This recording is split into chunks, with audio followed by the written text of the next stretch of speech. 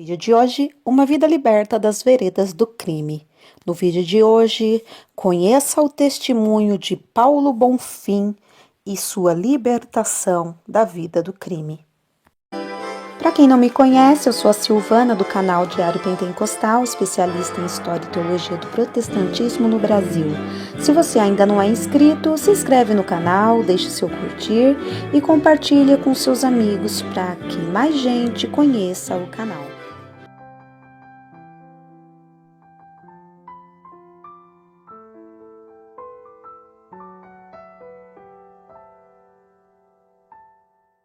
Este testemunho foi publicado no jornal Mensageiro da Paz, edição julho de 1987. Paulo Bonfim, como se fabrica um viciado, o traficante adolescente, preso pela primeira vez. Meu filho, eu não esperava isto de você. Deus também ama os criminosos? Salvação e libertação só em Jesus. Sua infância em Belo Horizonte foi marcada pelas cenas de alcoolismo do seu pai. Anos mais tarde, seguindo o exemplo paterno, alguns dos seus irmãos tornaram-se alcoólatras. Paulo Roberto ia para a escola carregando em seu coração de menino de 12 anos a tristeza de não viver em um lar feliz. Foi em uma dessas ocasiões que um de seus colegas de escola quis saber por que ele andava tão triste. Após ouvir o motivo, o colega disse que também enfrentava esse mesmo problema em sua casa, mas descobriram um mundo colorido que o ajudara a superar aquilo. Quando a situação tornava-se ruim, ele se ligava nesse mundo. Fazia uma viagem e tudo acabava bem. Como se fabrica um viciado? Paulo Roberto quis saber como era aquilo.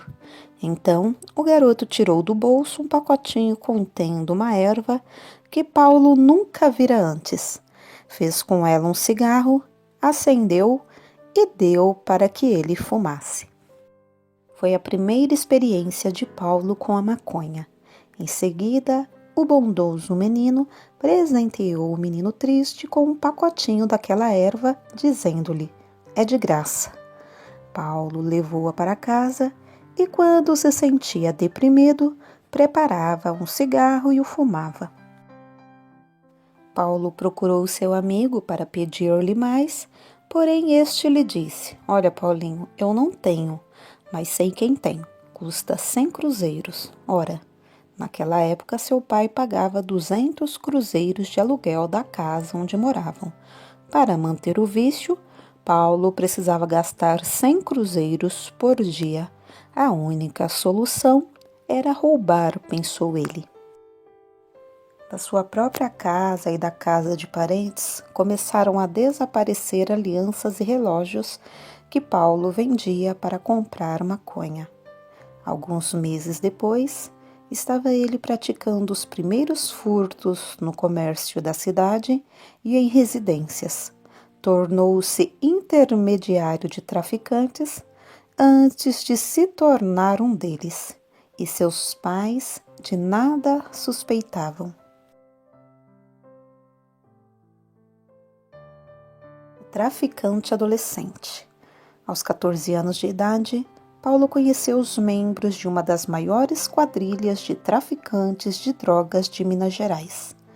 Quando a polícia prendeu o líder dessa quadrilha, Paulo, por ser ainda um menino, passou a visitar o presídio em companhia dos familiares dos detentos, levando ocultamente drogas para uso pessoal do traficante-chefe. Naquela época, Paulo já se tornara um traficante, vendendo drogas em colégios, praças e ambientes de prostituição. Passou a fazer uso de drogas mais fortes. A maconha servia-lhe tão somente de porta de entrada para o aparentemente colorido, mas, na verdade, tenebroso mundo dos tóxicos. quando a imprensa noticiava que um ou vários adolescentes tinham sido presos portando drogas, o nome de um tal Paulinho Bonfim era apostado como fornecedor. A polícia passou a saber que havia um certo Paulinho traficando em grande escala e imaginando um bandidão portando revólveres e metralhadora, mas jamais suspeitava que ele fosse um simples adolescente. Esse Paulinho Bonfim era o próprio Paulo Roberto. Preso pela primeira vez. Durante uma blitz da polícia em uma área de prostituição, Paulo foi preso com o bolso cheio de drogas. Diante do inspetor e do comissário da polícia, ele mentiu, afirmando ser mais uma vítima da perseguição dos policiais que estavam tentando fabricar um bandido e haviam colocado a droga dentro do seu bolso. Nem ali suspeitavam que ele fosse o tão procurado Paulinho Bonfim. Foi solto algumas horas depois. Tinha 16 anos. Naquele mesmo dia, juntou-se a 2 delinquentes menores e saiu para assaltar. Nas proximidades de uma indústria, cercaram um homem que trazia um pequeno envelope na mão. Estava escuro. Um dos companheiros de Paulo deu um soco no estômago do homem, o outro deu-lhe uma gravata e Paulo encostou-lhe uma arma no peito.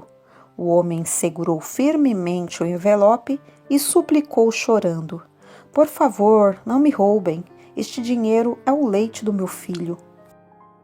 Os 3 rapazes insistiram e o homem gritou: "Pelo amor de Deus, socorram-me, estão me assaltando." Imediatamente, as luzes da frente do prédio se acenderam e os ladrões fugiram sem conseguir levar o envelope. Muitas vezes, após haver sido reconhecido por alguma de suas vítimas na rua ou dentro de um ônibus, Paulo tinha de fugir para não ser preso ou linchado. Quando parava para refletir, chorava perguntando a si mesmo: "Como é que eu entrei nisso? Tenho de sair dessa situação." O mundo colorido transformara-se num túnel escuro e sem saída. Muitas vezes as pessoas caem no abismo das drogas e do crime, como quem entra em um poço impulsionadas pela curiosidade, aventura ou influência de amigos. Eles descem a escada do poço e, de repente, o diabo tira a escada, deixando-as presas ali, afirmou o irmão Paulo ao ser entrevistado para o jornal Mensageiro da Paz. Poucos meses após completar 18 anos, ele nasceu no dia 31 de dezembro de 1943. Paulo e mais 3 companheiros realizaram um assalto e fugiram, mas, quando estavam dividindo o produto do roubo, viram-se cercados pela polícia. Diante das metralhadoras, renderam-se e foram levados para o depósito de presos. No dia seguinte, dia 13 de maio, Dia das Mães, a notícia e a foto de Paulo e dos outros assaltantes saíram na primeira página do principal jornal mineiro. Após responder ao interrogatório e assinar seu depoimento, Paulo foi jogado em uma cela com capacidade para 20 presos, mas ali havia 80, sem água, sem as mínimas condições sanitárias, agredindo-se e matando-se uns aos outros. Ao receber a visita de sua mãe, ele chorou muito abraçado a ela. "Meu filho, eu nunca esperava isto de você." Esta frase o acompanhou durante os 4 anos e 8 meses de prisão a que foi condenado. Durante esse período, fugiu e foi recapturado 4 vezes. Esteve 11 vezes na cela escura, a solitária. Na sua 4ª fuga, não estava nem dentro da cadeia, nem fora de suas paredes, e sim dentro dele mesmo. Foi espancado duramente.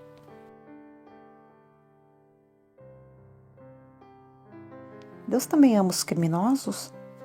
Com o corpo dolorido e coberto de manchas roxas causadas pelos socos e pontapés que levara, os dentes quebrados e curativos no rosto, nas costelas e nos braços, deitado em sua cela, Paulo se viu de repente pensando em Deus.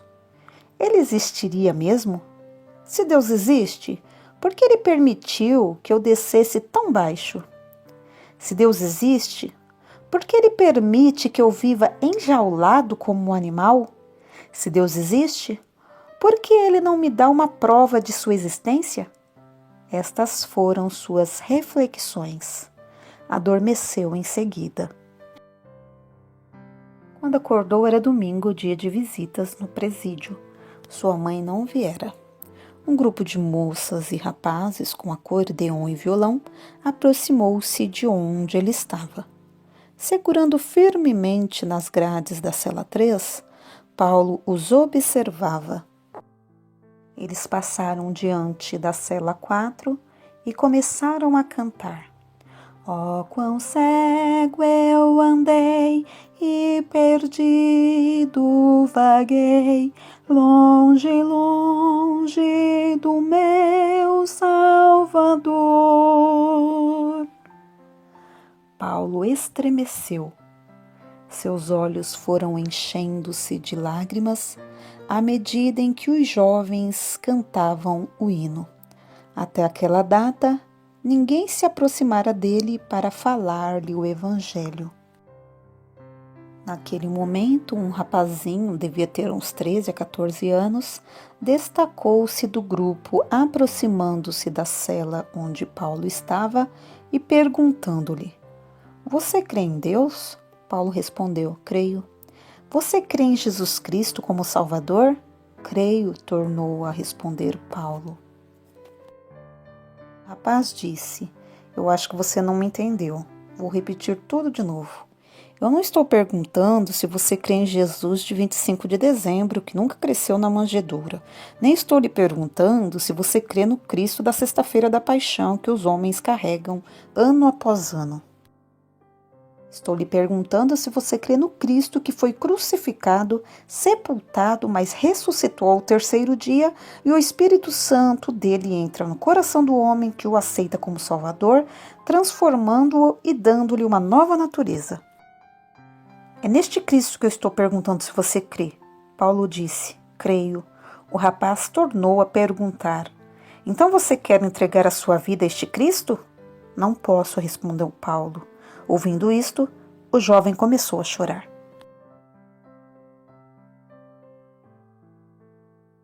Salvação e libertação só em Jesus. Naquele momento, a sirene tocou, encerrando o horário de visita. Segurando firmemente nas mãos de Paulo, estendidas através das grades, o rapaz falou: Moço, não se esqueça, salvação e libertação só em Jesus Cristo. A frase ficou ecoando por alguns instantes no corredor ladeado de celas e muitos detentos a ouviram. Um ano depois, Paulo foi posto em liberdade, cumprira a sua pena. A família o recebeu e todos choraram. No dia seguinte, saiu de casa à procura de emprego. Bateu em muitas portas. Ninguém quis dar uma chance a um ex-encarcerado. Caiu novamente no mundo do tráfico. Botou uma boca de fumo, apoiado pelos amigos marginais. Arrasado fisicamente devido ao constante uso de drogas nas veias, recebendo intimação policial para abandonar o estado dentro de 48 horas, Paulo recebeu um convite de seu irmão para ver um Bíblia tocando guitarra, que era uma beleza, em um culto que estava sendo realizado nas proximidades da boca de fumo. E foi. Lá ouviu o testemunho de uma velhinha. Sua filha tinha sido prostituta e viciada, mas pelo poder da oração e da fé em Jesus Cristo, fora salva e liberta e agora era uma missionária no Amazonas. Ora, se Deus salvou uma mulher assim, ele vai me salvar também hoje, disse Paulo mentalmente. Mas quando tentou atender ao apelo, algo estranho não lhe permitiu levantar o braço nem dar alguns passos à frente. Enquanto isso lhe acontecia, seu irmão e mais 6 colegas atendiam ao apelo, aceitando Jesus Cristo como Salvador. Usado pelo Espírito Santo, o pregador disse: Se alguém não tem forças para levantar o braço e vir à frente, pelo poder do sangue de Jesus Cristo, seja liberto agora. As lágrimas começaram a rolar dos olhos de Paulo. Ele aproximou-se dos colegas e ajoelhou-se. Os irmãos oraram por aqueles 8 rapazes, sem saber que estavam diante de viciados, assaltantes e traficantes. O poder daquela oração foi tão grande que cortou o efeito da droga na mente de Paulo. Ao chegar em casa, ele jogou todo o estoque de tóxico fora e disse para seus pais: De hoje em diante, nunca mais fumo maconha, não tomo picada, nem roubo mais. Passou a frequentar assiduamente a igreja e os irmãos deram-lhe uma Bíblia de presente. 14 dias após sua conversão, Jesus lhe batizou com o Espírito Santo. Casado e pai de 4 filhos, hoje o pastor Paulo Roberto conta suas experiências como missionário no Amazonas, na Itália e em outros lugares do mundo. São quase 20 anos de trabalho com viciados e pregação do Evangelho de Jesus Cristo.